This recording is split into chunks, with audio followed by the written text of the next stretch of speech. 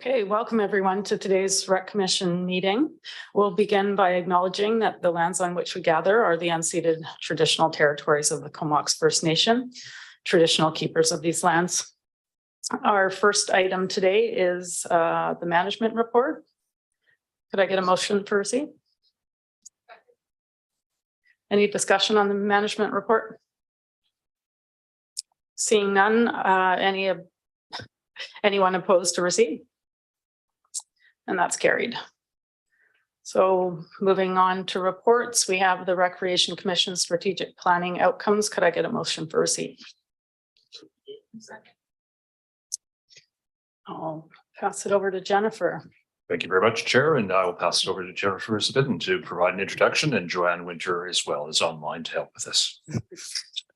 Thank you. Through the chair, thank you for having staff here and our consultant here as well.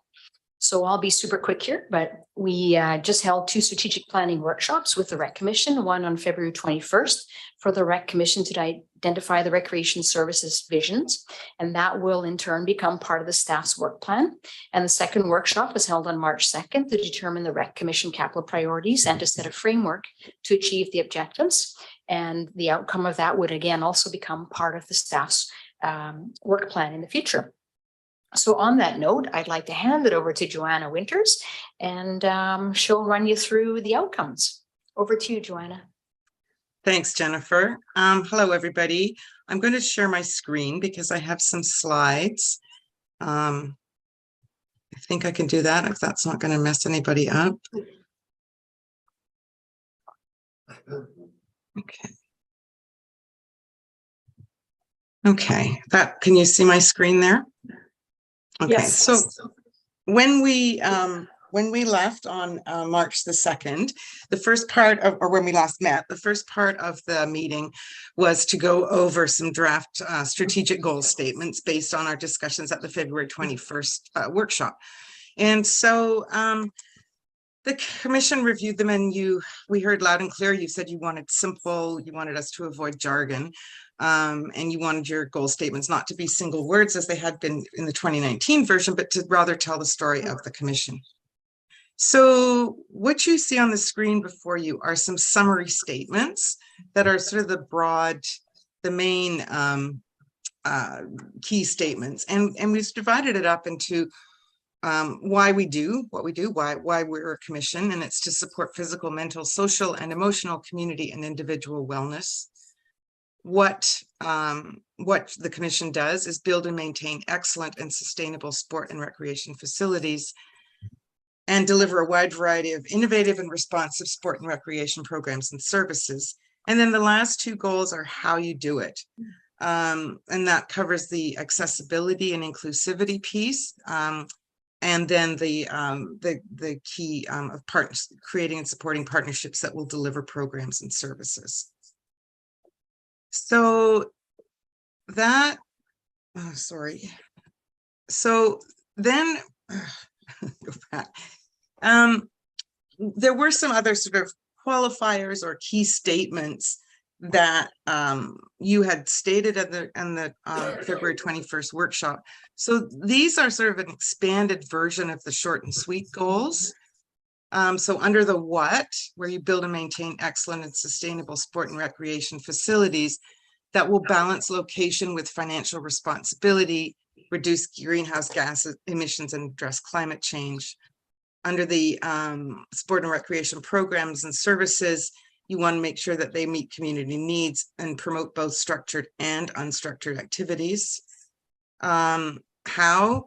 The accessibility piece, ensure that not only are they accessible and reduce barriers to participation, but are welcoming and culturally appropriate, promote lifelong sport and recreation, and encourage a sense of belonging.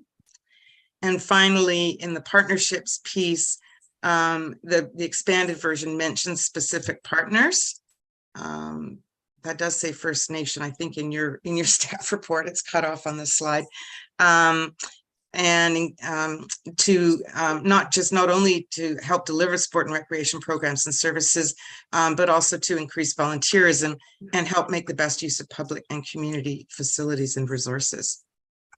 So that's a quick overview of your the goal statements and the goals. And before we move on to discussing the priority projects in the capital plan, did you, so I turn it back over to you, Madam Chair, for discussion? Yeah, thanks. So that seems like a good place to pause and see if the commission wants to provide some commentary or I guess for me, and maybe this is more a question for staff of where we would look to see the expanded version presented versus kind of the pared down graphic of the first slide. I think there's a lot of important content in the additional bullets, but obviously the first slide is a little bit easier to read and visually it looks a lot cleaner. So just curious to see how, or to hear about how we would best present that to the public.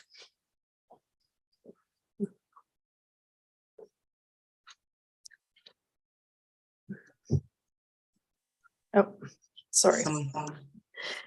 Through the chair, we anticipate putting the full version up at our open houses that we're looking to do in the spring, as well as on the website. That's another good spot where we would put the full version. And I think in around the facility as well. Both facilities would be a really good idea to post. Thank you. Any other questions or comments on this? Or are people generally happy with the way it's come across? Director Jolicoeur. Thanks, Chair. Yeah, really happy to see this laid out visually. I guess a question for staff, a curiosity, you know, and I was really happy to hear I got to sit at a table on our strategic planning with Jennifer, and she shared some of the wellness programming that's being undertaken, things that are maybe outside of traditional sport and recreation. So in the what and the how, we refer to sport and recreation. And I just want to confirm that that this will give leeway for that larger understanding of wellness if we are explicitly using sport and recreation, if that gives you staff enough leeway to do the other type of wellness programming, some of the stuff you mentioned, groups, lifestyle groups for young women, that type of programming. Through the chair, it certainly does. When you talk recreation, it's got such a broad, you know, wrap our arms around the entire community. Great. And just as a second question, I guess not to get too far ahead of ourselves, but the way that this is laid out, I'm curious if staff have given some preliminary thoughts around a mechanism for us to measure progress on the way that this is laid out under a why, what, and how in terms of metrics. And my curiosity, of course, is how that report back would come to the commission in terms of these being our goals. Through the chair, one of the things I think that staff would do is we look at what we're offering right now, the portfolio of programs and services that we can offer right now, you know, under the current or the strategic goals that we just finished with, and then we'll do a bit of a benchmarking system, and you know, sort of an every 3 or 4 month check-in or a 6-month check-in on how are we meeting these new goals, and are we meeting them, and you know, how far. So put a bit of a benchmarking system in place. Thanks, Jennifer. Director Hillian. Thanks, Chair. I think this is a good summary of the work that was done, and I'd just like to acknowledge that so that somebody is saying something. And I appreciate the work that staff and our consultants and the directors around the table put into it. Thanks. Thanks for those comments. And seeing no other lights on, maybe we'll just turn it back over to Joanna and continue on with our presentation. Thank you, Madam Chair. So these next slides summarize or illustrate the discussions and the results of the capital planning session on March the 2nd. So you recall we discussed sort of some various projects, and then in the small groups, you discussed, each of you had a chance to discuss the recommended projects from the various consultants' reports in your small groups. And then when we came together, we discussed them in more detail. So what we've done here is sort of captured what looked to be your priority capital projects. And you'll note that these are all immediate, short, or medium term. There wasn't a huge emphasis, or you certainly gave some direction in terms of longer term priority projects, but these ones were the ones that had the highest priority and that you gave some timeframes to and wanted to do. So the immediate, maintain the status quo for aquatic facilities while planning for new or enhanced facilities. Enhance field facilities by winterizing washrooms, adding lighting, that sort of thing, and find a suitable field for a cricket pitch. And you'll see that there's some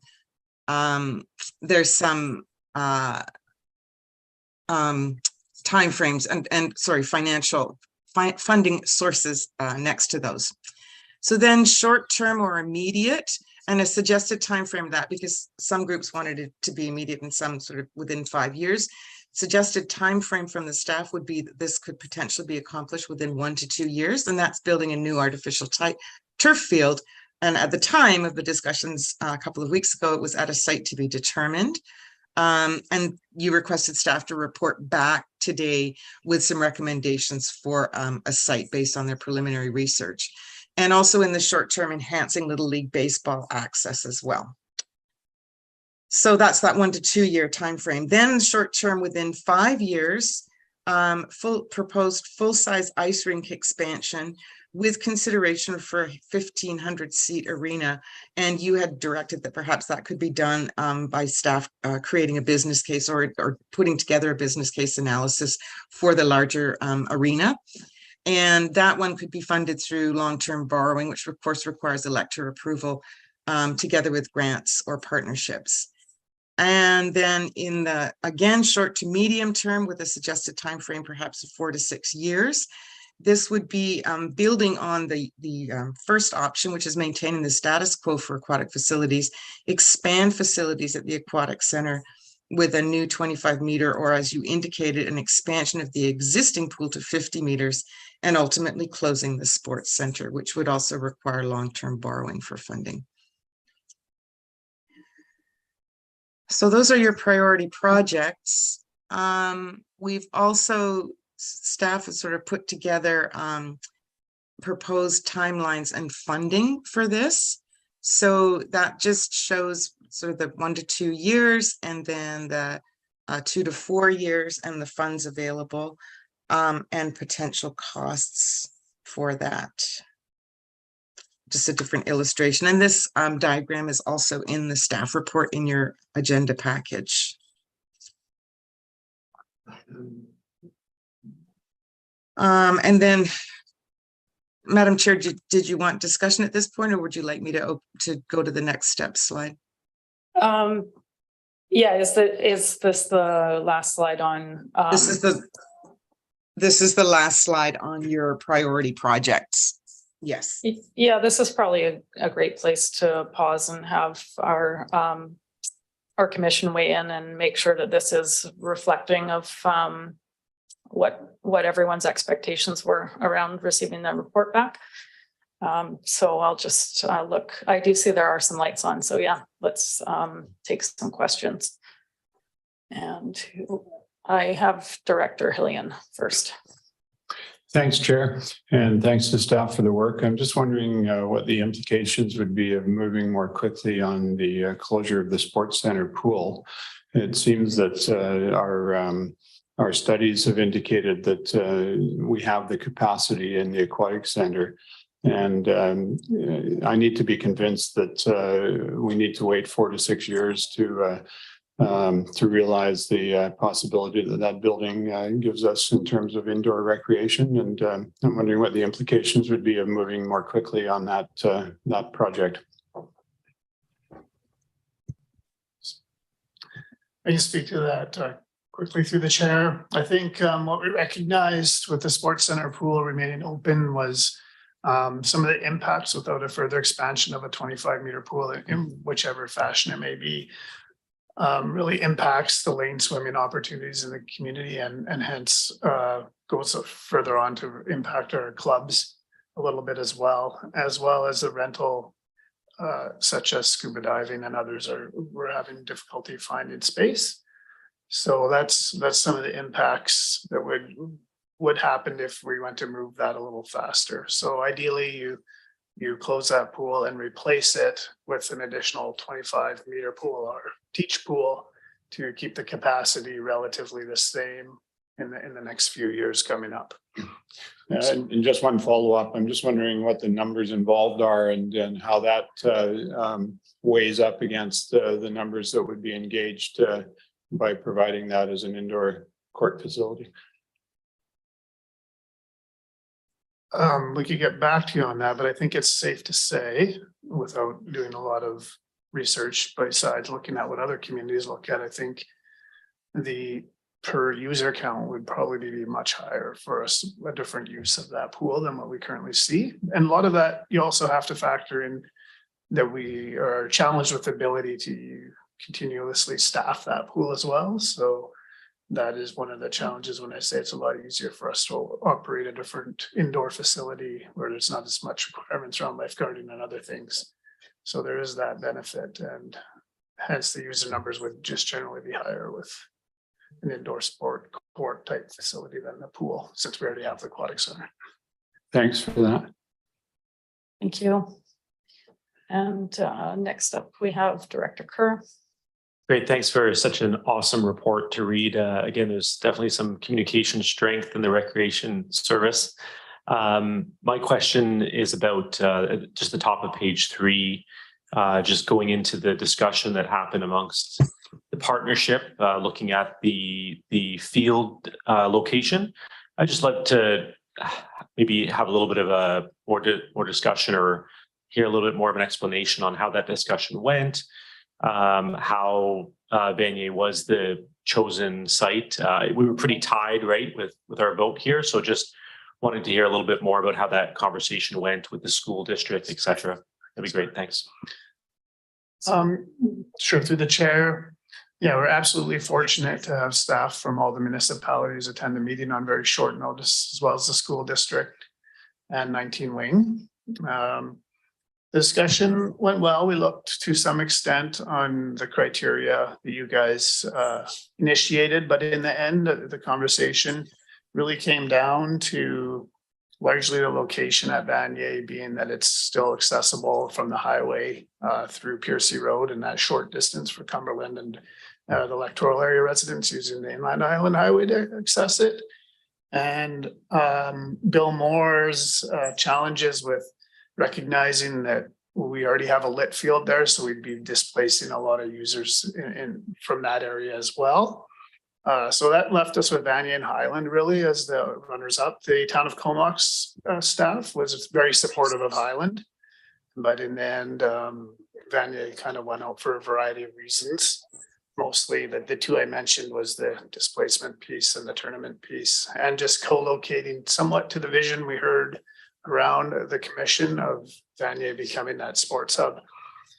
There's also many amenities planned or in place at Vanier, so that factored into it. If you did get into the tournament setting, the school district did indicate they could open additional gates for parking on weekends, and other pieces could be done to accommodate additional parking. And originally we were a little bit concerned with the potential rink 3 going in there and parking, but we feel we can adequately address that at the time. So that's basically, it's pretty much consensus minus, yes, in fairness, the town of Comox staff who really felt Highland was a very suitable location.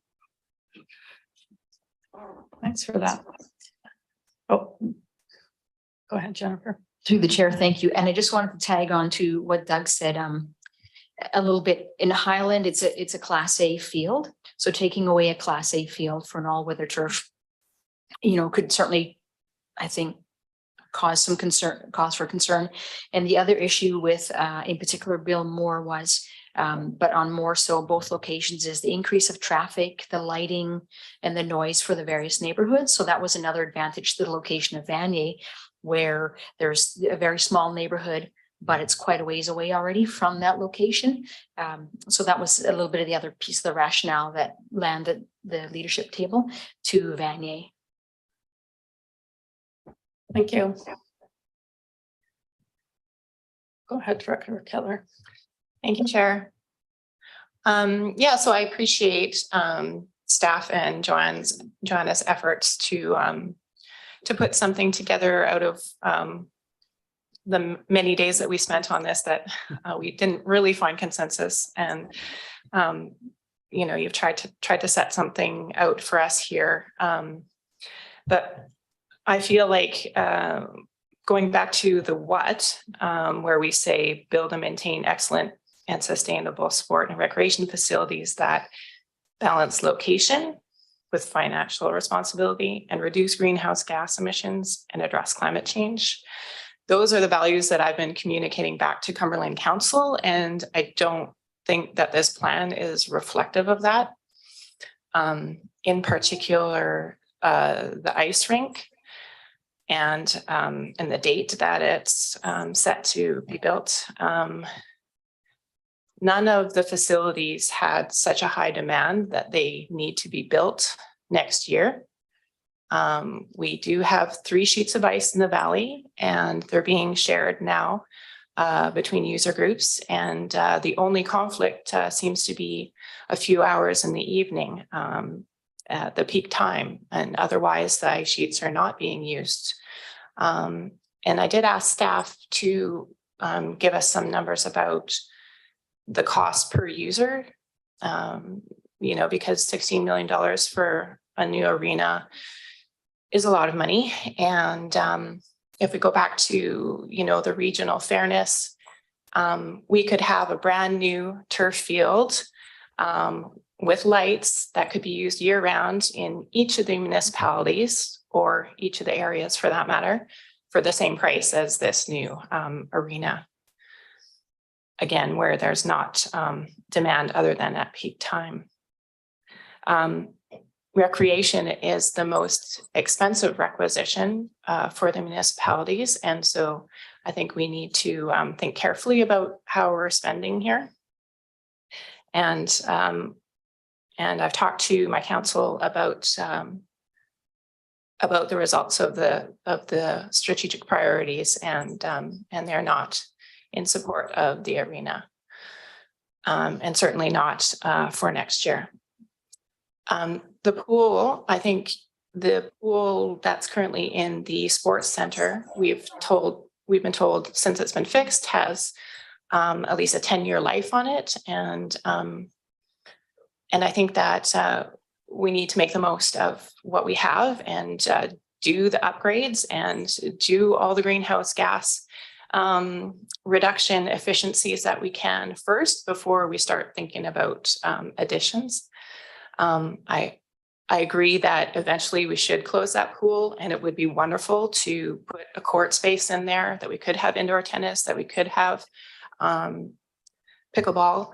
And I think that is also one of the priorities of this commission, is that we do work on expanding the variety of sports and emerging sports. And I think that is certainly something that we should do with the pool space, but at a future date. And the expansion of the 25-meter pool to a 50-meter pool, I think that's great.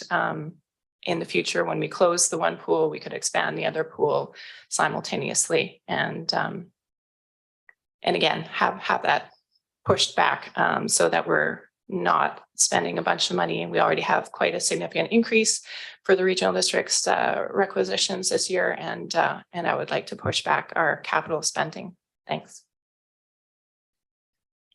Thanks for those comments. And yeah, just to tie into the question of timing, because there is the increase in tax requisition on this table for 2024, but then the time frame is listed as within 4 years. So maybe if we could just get some clarification on how we're envisioning that project rolling out as well.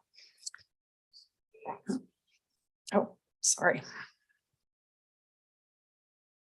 So the table put in front of you here in the staff report under financial factors is really the best case scenario based on what we heard. So we believe the short-term borrowing of $32 was what we wanted to do to bring that increase to build artificial turf fields, and then look at increasing that by another 29 a few years out, assuming electoral assent and a lot of other studies done on the rink, which will be back in front of this commission.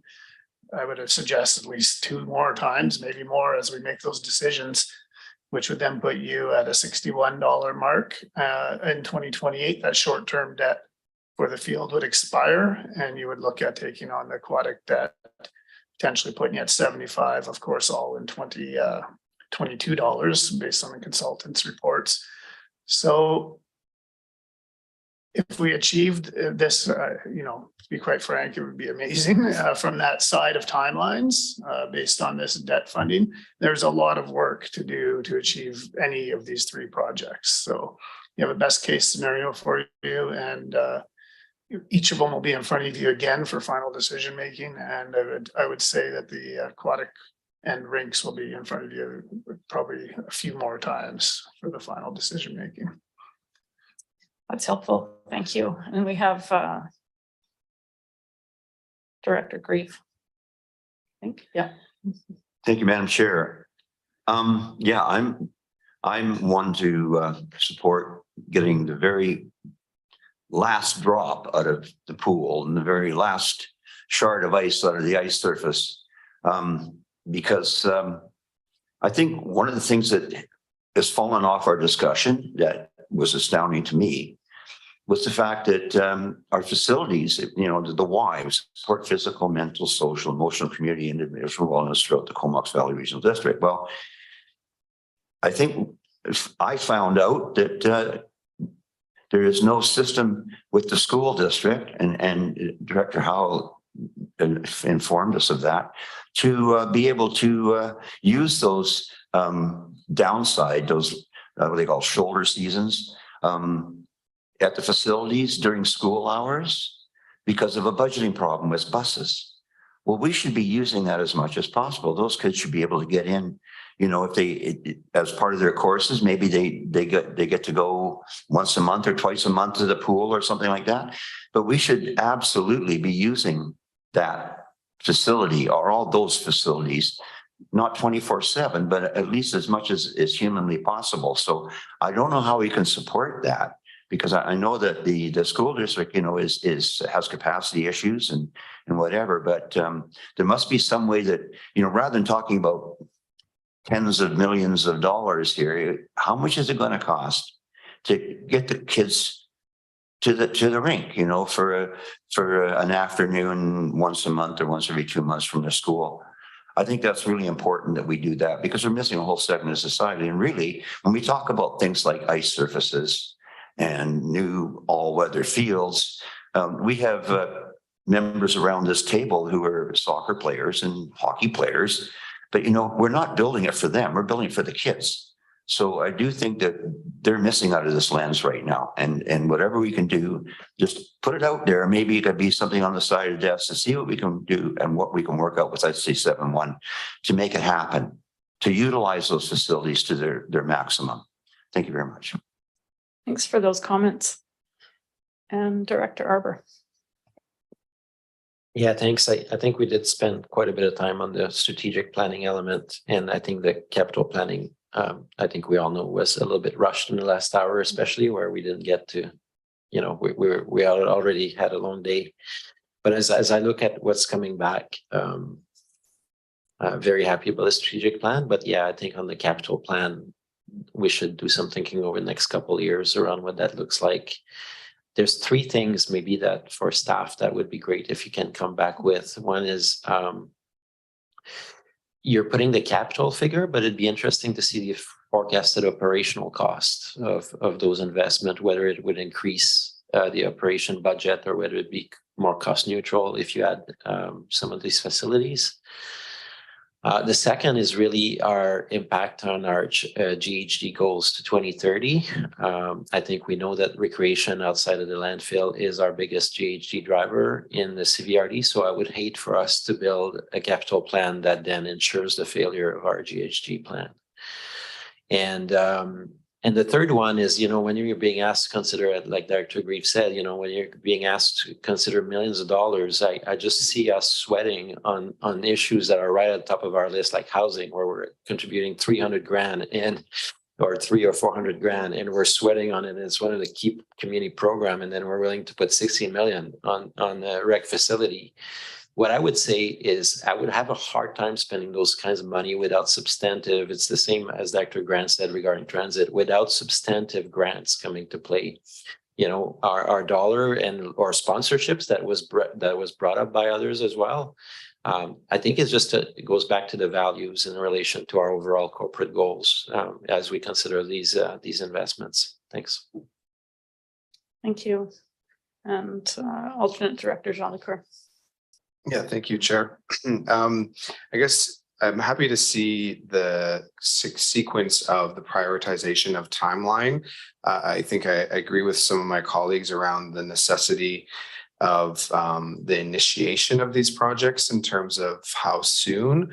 But from the consultant reports on the field study and the ice rink study, for me, it was quite clear that those were the key sports and recreational activities that we're experiencing the biggest pinch in terms of access. One of our aspects of our strategic plan is sport and recreation across the lifespan.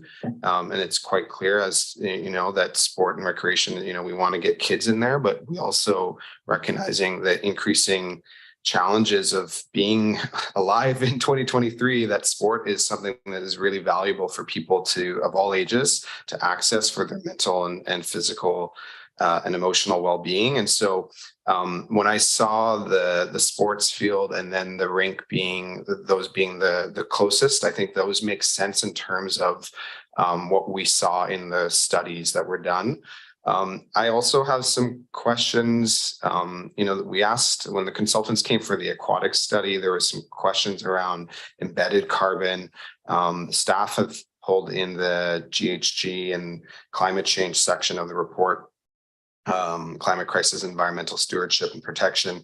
The second bullet around energy efficiency, non-renewable resources, and recovered heat helps outweigh natural gas. So I'm wondering if staff can speak to a little bit of that. Director Arbor spoke around the need to really understand what these capital projects are committing us from a GHG perspective. That is something I'm wondering if staff can speak to, if we can actually, in the reports that will be coming, if this is the framework that we approved today, if that's an aspect that we can actually get a hard number on, or at least an estimate.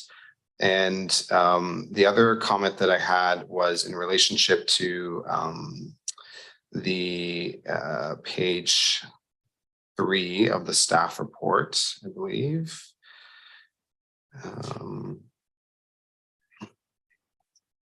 Long-term facility planning. And I think I may have heard cursory in our deliberations around Vanier being an identified location. I'm wondering, I'm not sure if I heard that that was a consensus that we had identified that as a location. I do recall us having lengthy conversation around geographical equity, conversation around the impacts of having most of our facilities in one part of the region over another, especially given where our expansion nodes are and where a lot of the younger families are moving into the community. And so I'm wondering if staff can speak to that as well. I'll leave it at that for now. Thanks. I'll start with the emissions planning, which is definitely at the forefront of us. As you're probably aware, the corporate energy and emissions plan recently adopted by the board has spawned a lot of work in our rec centers. We do have a consultant finishing up two reports specifically on how to reduce our impacts within our facilities right now.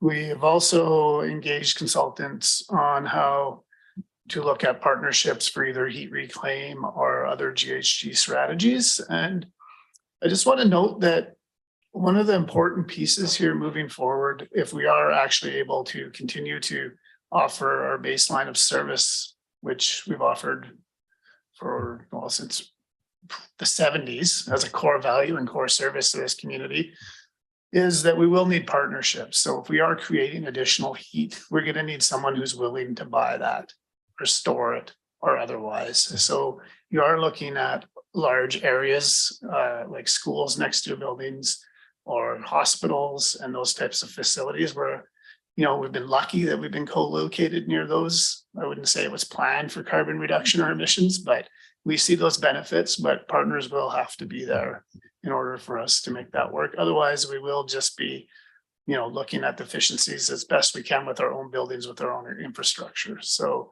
it's a very big piece of the puzzle, and it's as important as this capital development plan. And I guess it's safe to say that we just assumed with this corporate energy plan that this is the work that you expect we're doing, and we will be bringing forward to the Rec Commission for consideration. So that's some good comments on that. The long-term facility planning, I think we just heard that Vanier was a site that started to emerge at the last capital planning meeting. I think there was some discussion around the Rec Commission around, you know, potential expansion of the footprint, potential partnerships. So what we didn't hear was for us to clearly go away and identify another site to meet some of the needs of a new rink, a new pool, new, you know, multi-turf sports facility. We heard you just wanted to continue to build on your existing facilities.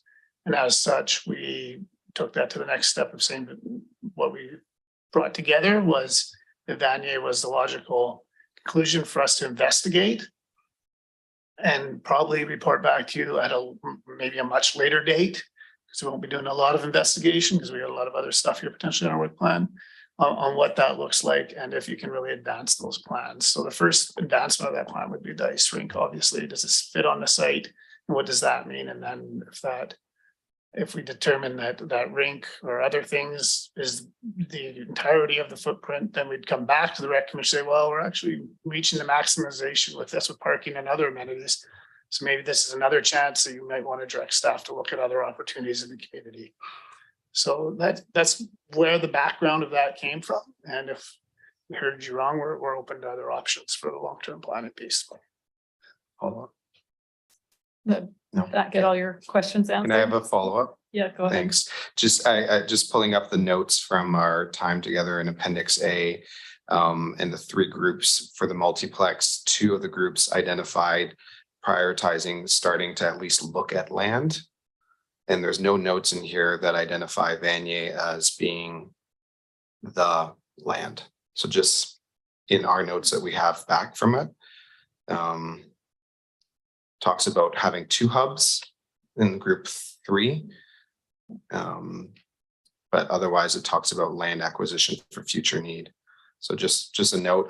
My last question, and it hasn't necessarily come up a ton. We spoke about it in our breakout groups, but just, you know, in follow up to Director Kettler's comments and Director Hillian in terms of the pool at the sports center being used for indoor recreation, sport, kind of court sports. Has that gone into the planning for the rink being at that location and a new field at that location? And I'm just thinking if there are games in the future, if that's in fact what happens at the sports center, that then becomes a court and there are team sports happening in there, that's an additional X amount of cars. We also have now 2 fields, a track, 3 rinks. And so I'm just kind of curious. It seems like, you know, if this is in fact going to be a hub, how are we planning for parking? Yeah, absolutely. We're loosely thinking about that at this stage as we get direction to move forward on these projects, and each one will come with a larger portion. We do know that there is partnership opportunities with the school district to address parking on that site. We do know that there's possibilities of additional land purchases to address the needs of that site. regardless, like any major facility during peak times, you're gonna need to expect to walk a little farther with your equipment to go. But the idea is that we do put it on that site and potentially, yeah, in behind the sports center. The school district also owns a lot of land up there, so it'll be throughout the process, it'll be considered for sure. At some point, we'll have to decide on the values of that site compared to the values of parking and additional expansion. Thanks for that. And Director Grant. Yeah, thank you. So there's lots of talk about taking the pool and turning it into tennis or pickleball courts, but how big is that? Like, how many tennis courts would you get in there? I'm trying to envision in my head, and I can't see that it would be very many, even if it was pickleball. And just in comments, I'll follow my Comox homie, Dr. Kerr, with our pledge for Highland School, is that if you put the turf field at Vanier, that's a drive for every kid every time. Right? You got to commute every time to get there. So there's no way of anybody getting there. And I know just talking to some parents, that's a bit crazy making for a lot of them.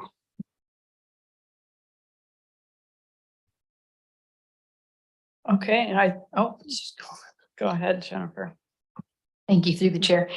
Just quickly on the space of the sports center where the pool is right now.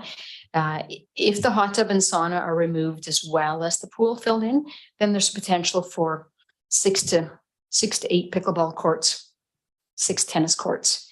If the hot tub and sauna stay, that decreases that space and you're down to about 4. So there's potential there depending on how far the renovations are taken inside the sports center for something like that. And it fits a full soccer field in there as well, or running track. Go ahead, Doug.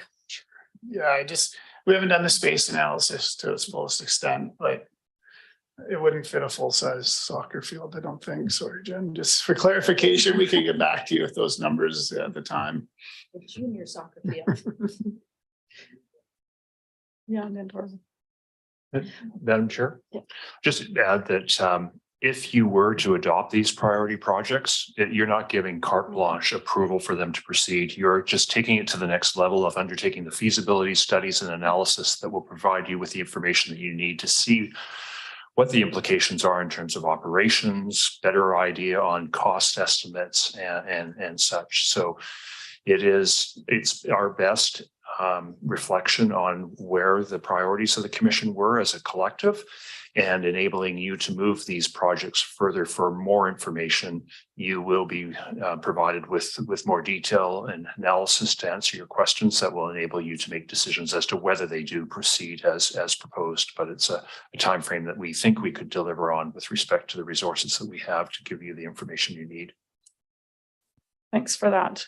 I had just one question around the sports field expansion and grant money. I noticed that in our report, there is a mention that we would likely be able to find some granting opportunities around the ice rink expansion. And I'm wondering how optimistic staff are around grant opportunities when it comes to the field.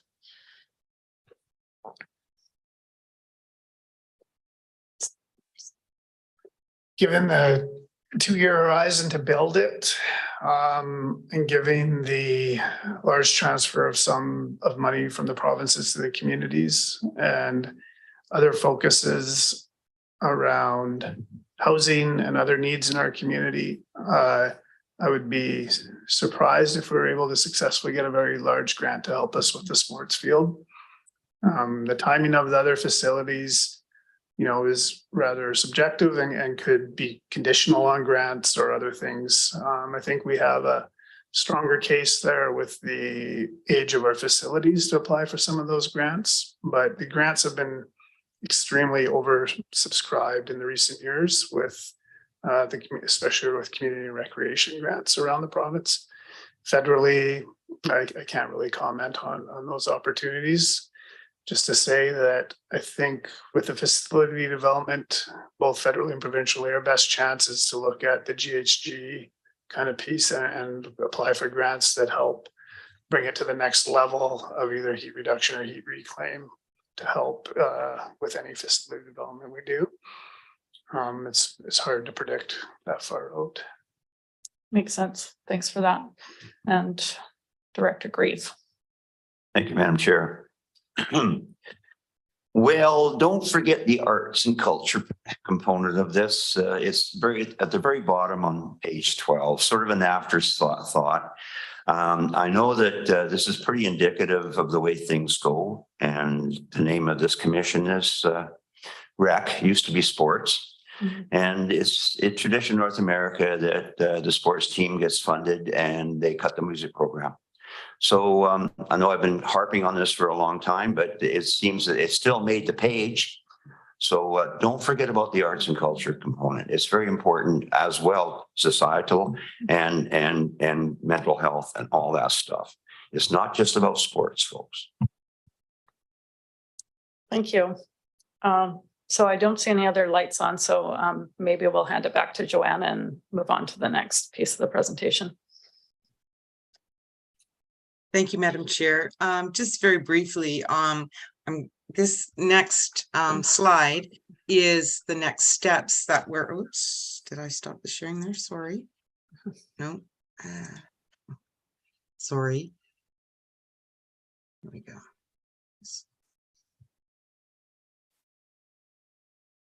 Last slide here. This is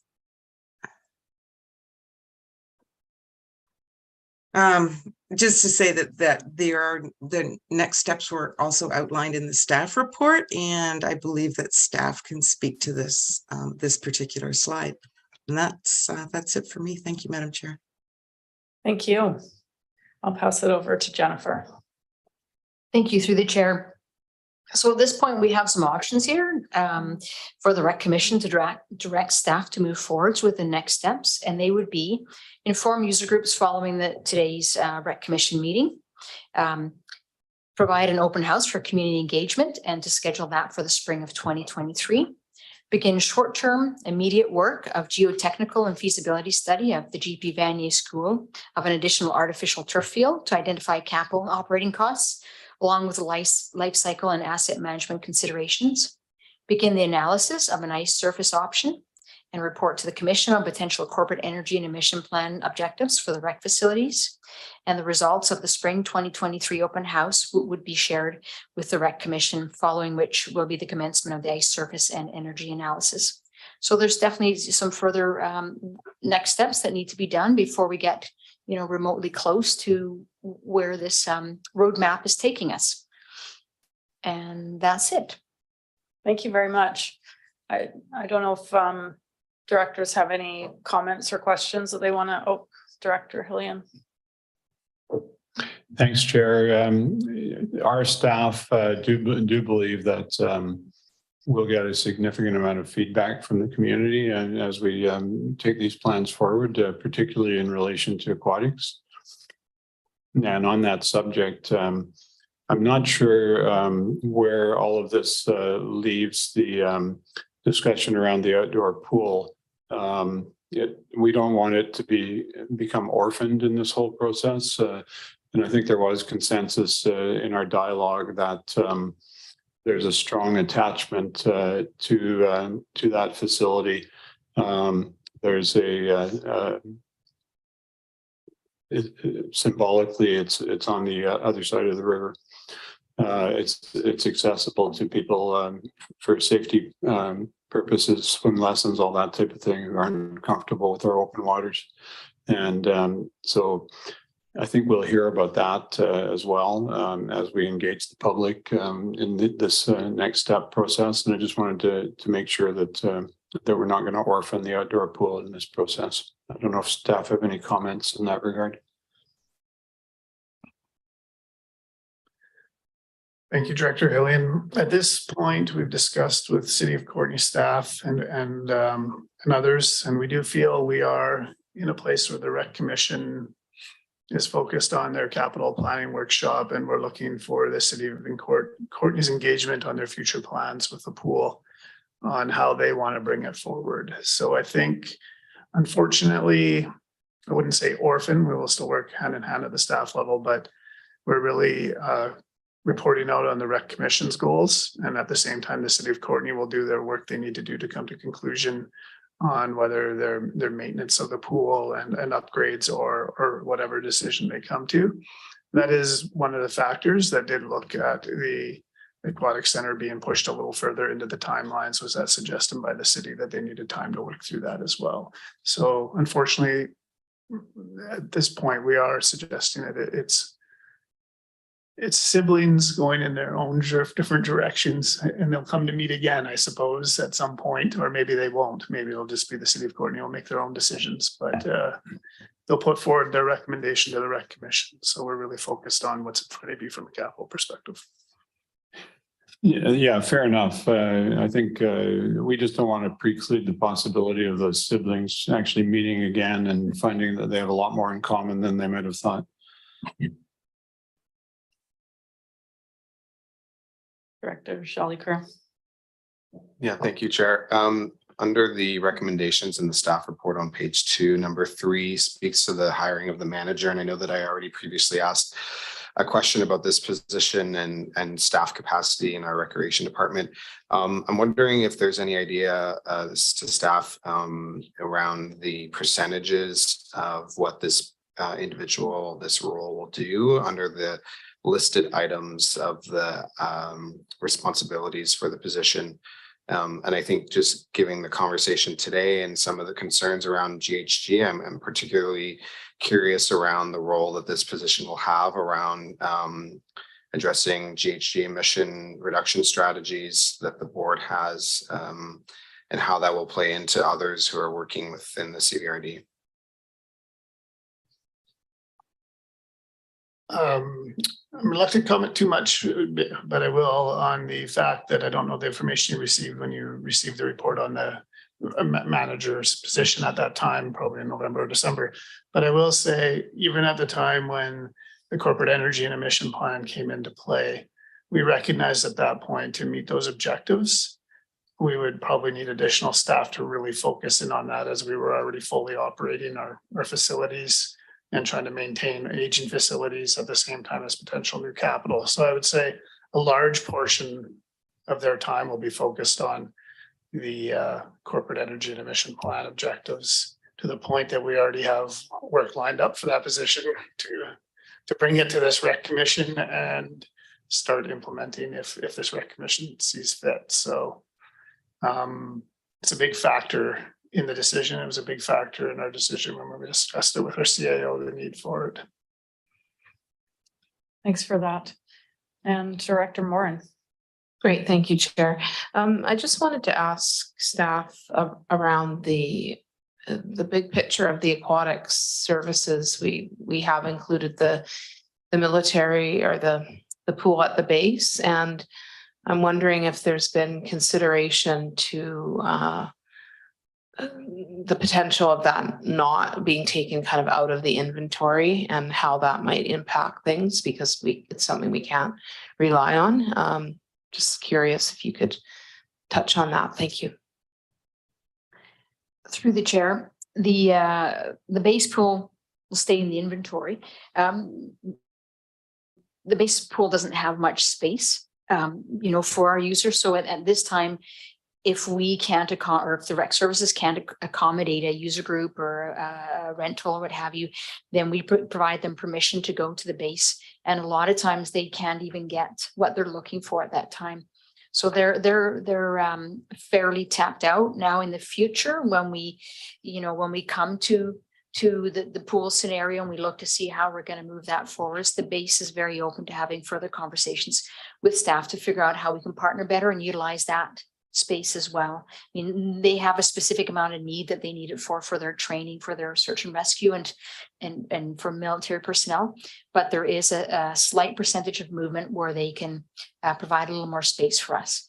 It doesn't quite give us what we need, but but they're certainly open to having those conversations with us. So Great. We'll keep them in our portfolio for sure. Thanks. Thank you. Director Keller. Thanks. Thanks, Chair. Yeah, so on the last slide, it did say that geotechnical and other studies would start immediately. And in the recommendation too, it says that we would be adopting the actions related to short and medium capital items. So the assertion that it's still sort of open at this point, if we pass this, I don't think is quite accurate. My concern is, as I stated, that we haven't aligned our values with this plan, that it still needs a lot more work to do that. And Doug DeMarso was just talking about, the corporate energy emissions plan, and we have so much work to do just to maintain and upgrade the buildings that we have and will continue to have, whether we do these new capital projects or not. And I would like to see those costs paired with the capital costs for the new items together on that timeline, so that we can see, the actual outlay of cash for this service within those years. And then, as was requested before, the additional operating costs on top of that, because I just think we're talking a lot about these new items and not realizing the full cost of this service on the taxpayer. Yeah, so for those reasons, I would be voting against recommendation 2. Thank you. Does staff want to speak to that at all, or? Thank you for the opportunity to speak to that, Chair. I think just reiterate a little bit what our CAO said earlier. This is really about a jumping off point for the Rec Commission and for staff to understand the Rec Commission's desires and needs moving forward. Specifically, even with the sports fields, you will be in a position later on to potentially, initiate a borrowing bylaw or other decision points. So those decisions still remain. There's a lot of work that has to be done even to get to that point where we're going to come to you with the borrowing bylaw. We still have to go to the school district board and get permission to use their site. Then we have to determine if their site's suitable. We know there's drainage and other little pieces there. We still need to work with our sports groups to ensure their needs are being met. So all that needs to get packaged up. Then we'll be coming with that roadmap piece of the borrowing bylaw to you for your consideration. And then only then do we start looking at, the documents ahead of us. But what I can say, I think this is an important piece, is with all 3 of these projects and the community energy emission plan, without construction documents in place, whether you decide to act on them or not, it's going to be very difficult to get any grant funding. So this kind of gives us an outline of what that looks like, getting the sites figured out, what your long-term plans are, allow staff to start advancing towards design and construction throughout that roadmap. So I just say I can say with confidence there will be numerous checkpoints throughout this 9 or 8-year process that the board and Rec Commission will be making decisions, including the budgeting process in the subsequent years. The late winter, I guess. Thanks for that, Doug. With regards to the short-term borrowing for the artificial turf field, is that a 5-year borrowing? So it looked different in the graph, but maybe you could just explain that a little bit. Oh, sorry. Just looking at green light. Yeah, our intention is probably to bring it to you in 2024 with a 5-year borrowing recommendation.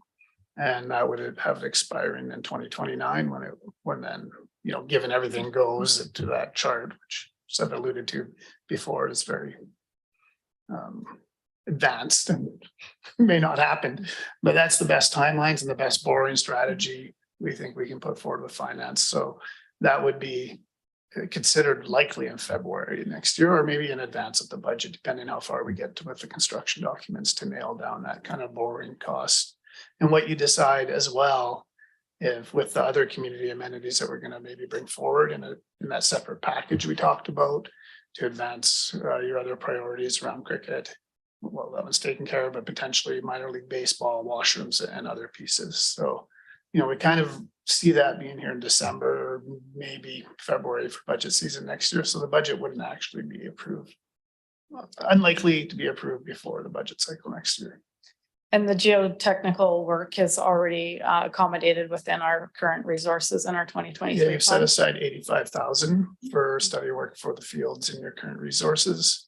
And then I think in the other studies, there is the 100,000 or 120 set aside. 150 to start with some of the rec stuff, which likely won't even commence till September, given the fields. And also remember, I think it's important that you still are responsible for the exhibition grounds in this field, in this study, and in previous meetings, you've already initiated work for staff to start on that capital plan. So that's already underway. So we're doing a lot. The Rec Commission here is doing a lot, and I think it's important that you recognize just how big the package is here. Thanks for that context, Director Arbor. Yeah, thanks, Chair. Before we move to recommendations, I think everyone here knows I'm very supportive of the Recreation Commission, but I think everyone won't be surprised that I won't be voting in favor of the number 2. I think for all the sessions, you've heard me talk about geographic diversity for our facility. You've heard me talk about deep retrofits for existing building and not being too aggressive on new facilities. And you've heard me talk about moving the recreation to our nature-based recreation. I see none of those things reflected in our capital plan, whereas I do in our strategic plan. So for that reason, I won't vote in favor of the second recommendation. Thank you. Thanks. Given that we're now speaking to the recommendations, maybe we'll dispense with receipt.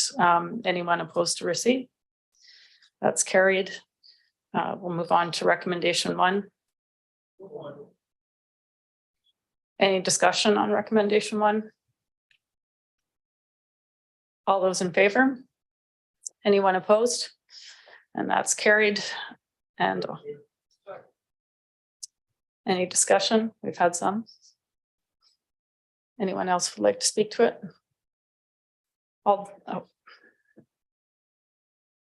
Yeah, thanks, Chair. One of the curiosities that I had in the staff report that came up in our strategic planning, and it's not necessarily laid out on page 6, we have the RGS goals and local economic development's not checked off. And I know that we spoke around the benefits of having multiple fields at one site, being able to bring in tournaments, same with a larger ice rink or another rink, again, for tournaments. So I'm just wondering if that was what the thinking was around, and maybe I don't have the full background on the RGS goal for local economic development, but for me, I think a lot of the capital that we're speaking about today will, not only support the growing population we have, but also be able to support some tournaments, which would bring in revenue for our community. So I'm wondering if staff could speak to that at all.